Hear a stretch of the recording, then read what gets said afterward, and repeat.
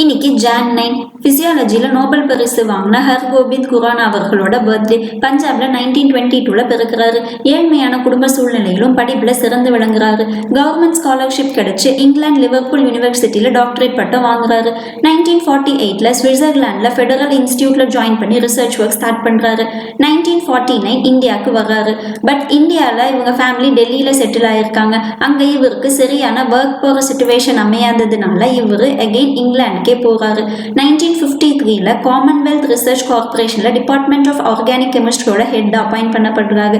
1960 Wisconsin university Madison இன்ஸ்டிடியூட்ல enzyme ரிசர்ச்ல co டைரக்டரா appoint பண்ணப்படுறாரு.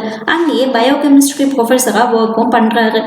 Different RNA chains build பண்றாரு with the help of enzymes. இந்த என்சைம்ஸை யூஸ் பண்ணி இவரால் ப்ரோட்டீன்ஸை ப்ரொடியூஸ் பண்ண முடியுது.